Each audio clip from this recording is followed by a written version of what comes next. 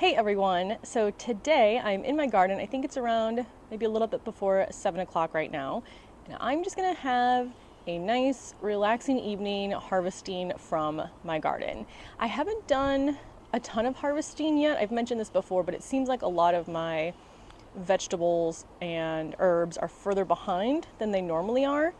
Also, with the size of my garden, it's not a garden where I'll go out and get like pounds of produce every time. Usually there's like a couple strawberries ripe each morning, a handful of raspberries, a couple tomatoes ripe at a time. So I never really get huge hauls, but because I just haven't really done a lot of harvesting yet, I think there is some stuff that I've been overlooking. So hopefully I might have a pretty good bounty from my garden, or good for the size of my garden. I have been harvesting flowers a lot regularly. That's where I think I've kind of been up on it because the more I cut, the more I get. But yeah, it should be a nice, relaxing evening in the garden. There are also two pigeons that like to hang out on my gutter and over here, and they're becoming less afraid of me, which like makes me excited so that one day maybe they will let me pet them. But also maybe that could come back to bite me, but we'll see. They haven't made any like mess in my garden really. I mean, there's a little bit of poop on the edges, but as far as I can tell, no pigeon destruction yet. Hello. They don't respond like cats do. Here's what I have to harvest. I have two baskets. I really like finding baskets at thrift stores or antique stores. And I think when I say antique stores, a lot of times people in their head visualize something that sells really expensive items. And there are expensive items at antique stores, but most of the time I find older, much better quality things at a cheaper price. So I have these two baskets, which I definitely got from thrift stores. Can't remember which ones. I have a few jars of water for any flowers or herbs that I harvest. I have pruners and some gloves in case I need them. The first thing I want to check are my tomatoes because there are a lot that are starting to turn from green, but I don't think they are completely ready yet. They are going to be red when they are done, and these look fairly orange right now. So I don't think I'm going to harvest any tomatoes right now, but it's exciting that they are getting closer. So this is my sun dipper. This is my Roma. Let's pull this little weed out. And yeah, I think all of these right now are green. I also, I guess, should be on the lookout for any hornworms, but I prefer not to have to deal with that yet. So now I'm going to see if there are any ground cherries ready. This is my first year with ground cherries. This one underneath the tomato plant is staying a lot smaller because there's not a lot of room for it, whereas this one is much larger. And you know the fruit is ready when it falls on the ground, which I thought was nice because then there's no guessing when it's ripe, but also means I forget about it. Like this one has definitely been sitting there way too long. So I'm just not used to like looking below a plant for the fruit. I've got a little handful there, so that's nice. I have a bell pepper plant here, but nothing is ready to harvest yet. There are some peppers, but they are still a little bit soft to the touch. I usually harvest my peppers when they are firm, so we're going to leave that one. But as you can see, I have a lot of jalapeno peppers here. So again, I'll look for when they're like 2 to 3 inches in length and firm, and that's when I know that these are ready to harvest.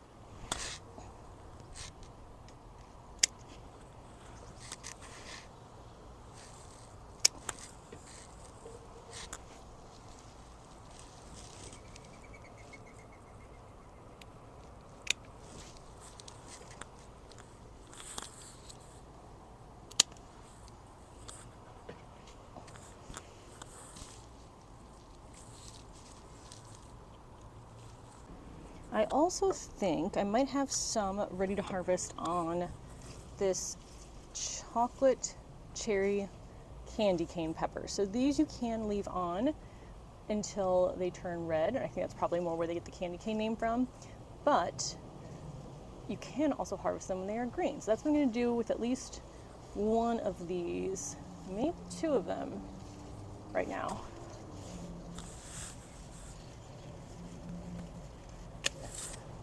So these have variegation on them, which I think is really pretty. I mean, not only on the actual pepper, but also on the leaves. So this is just a really pretty pepper plant.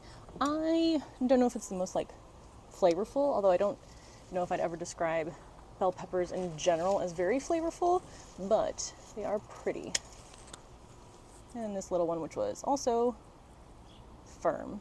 So I think that's really it of my veg that I'm gonna harvest, and it's moments like these where I'm like, did I go too hard on flowers this year? And I think I might have. I need to check my strawberry plant, my raspberry plant, but I usually clean those out in the morning, but I'll see if anything's ripened since then. But now we'll go ahead and harvest some flowers. I think I'm gonna start with my status, and I haven't been keeping up on this one either. You wanna harvest them kind of at their peak when the flowers are open, like this, and you want to go all the way down the stem to the base. I mean, these are past their prime, but I'm still gonna harvest them anyway and let them dry. That's what I really like status for. Same thing with my gomphrena. I'll put some in bouquets, but for the most part, I like to hang them to dry. So I'm gonna go in here and start harvesting, and then these should also put up more stalks. You can see this one here is forming tiny, tiny little buds.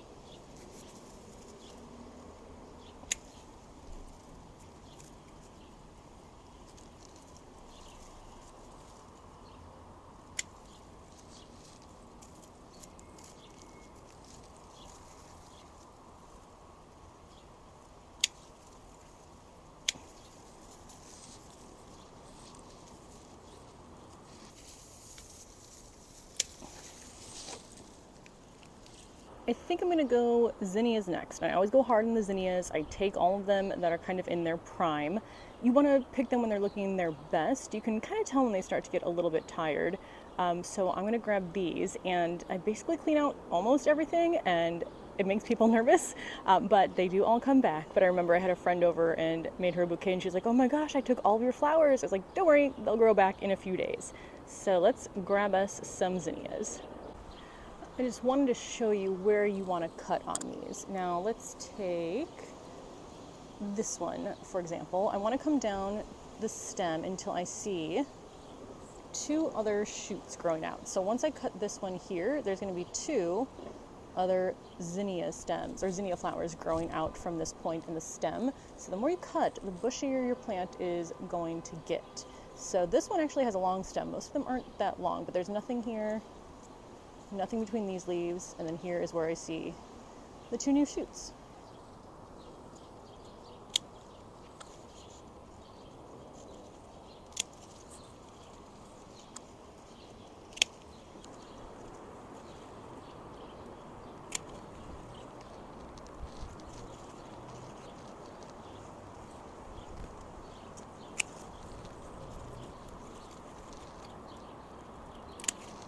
I also just take the leaves off as I'm harvesting them, because I don't usually want the leaves in the bouquets on my zinnias. At least they're really easy to pull.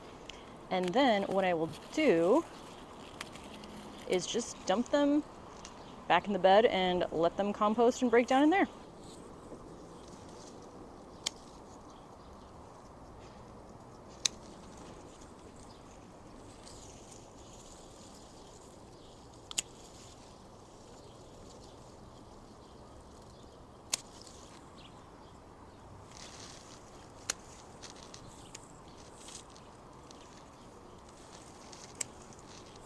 Zinnias are all harvested. I also pulled just a couple of the giant Benary ones and some cosmos from the wildflower bed. And then I hope this isn't too much of a shock, but that's what the center bed looks like now. So almost no blooms left, but I promise in just a few days it'll be just as full as it was a few minutes ago. I'm actually not going to pull too much from my herbs right now. Maybe I'll grab some oregano down there and some of the pineapple sage, but like I said, these have just been really stunted. The dill is always for the caterpillars, so that I don't ever harvest from. Parsley I kind of grab as I need, but that is still relatively small. Chocolate mint I have harvested from. I don't know if I'm going to grab some or not. Let me do the pineapple sage first, both here, and then I have one back there next to the pumpkin, and we'll see what else I grab. So with the oregano, I kind of do the same thing with the zinnia. I just cut above where there is another branching of the stems.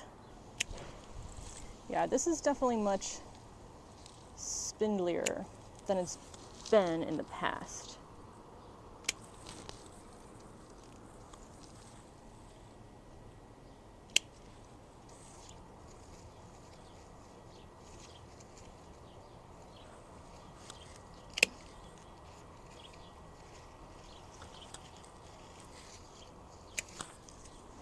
So I didn't take too much from the front one. I'm going to take more from this one because it is much larger and much happier looking. Oh yeah, this plant, I mean, not only are the leaves much larger, the stem is much thicker. Same thing with these. Now, you're going to get leaves coming out almost every single node. So I just cut down like 3 or 4 leaf sets, and then there's another branching set right there.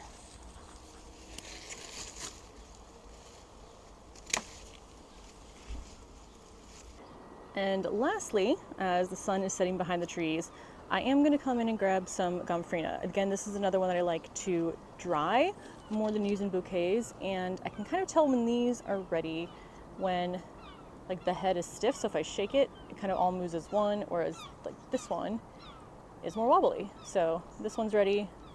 This one's not. I don't know if I've ever really harvested much from these yet, so I can probably grab a good amount.